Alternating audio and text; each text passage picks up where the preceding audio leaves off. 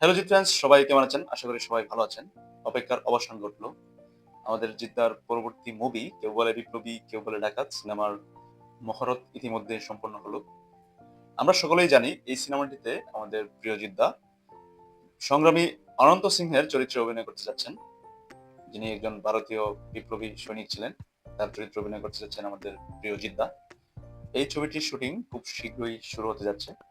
ছবিটির পরিচালনার দায়িত্বে রয়েছে প্রতীকৃত বসু এবং এই ছবিটি যৌথ প্রযোজনায় তৈরি হতে যাচ্ছে আমাদের গ্রাসরুট এন্টারটেনমেন্ট এবং নন্দী মুভিজ, এই দুটো প্রযোজনা সংস্থার মাধ্যমেই এই ছবিটি তৈরি হচ্ছে।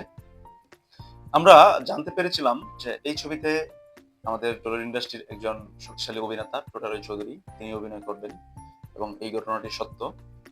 কেউ বলে বিপ্লবী, কেউ বলে ঢাকা সিনেমায় টোটারই চৌধুরী অভিনয় করতে যাচ্ছেন প্রথমবারের মতো আমাদের জিদ্দার সাথে। এবং আমরা আরো জানতে পেরেছি এই মুভিতে আমাদের সকলের প্রিয় রজতাভ দত্ত রনিদা তিনিও অভিনয় করতে যাচ্ছেন এই ছবিতে। দীর্ঘ কয়েক বছর পরে আবারও জিদ্দার সাথে রজতাভ দত্ত, বিষয়টি খুবই ভালো লাগার। এই ছবিটি মুক্তি পাবে 2026 সালে এবং আমরা জিদ্দা ফ্যান্সদের পক্ষ থেকে, সকল জিত ফ্যান্সদের পক্ষ থেকে এই কেউ বলে বিপ্লবী, কেউ বলে ঢাকা সিনেমাটির জন্য রইল শুভকামনা এবং আমরা আশা করি জিদ্দাকে নতুন অবতারে নতুন রূপে আবারও দেখতে পাবো। ধন্যবাদ সবাইকে। আমাদের জিদ্দা সম্পর্কিত এরকম আরো তথ্য পেতে আমাদের জিত এন্টারটেনমেন্টের পাশে থাকুন। সবাই ভালো থাকুন, সুস্থ থাকুন।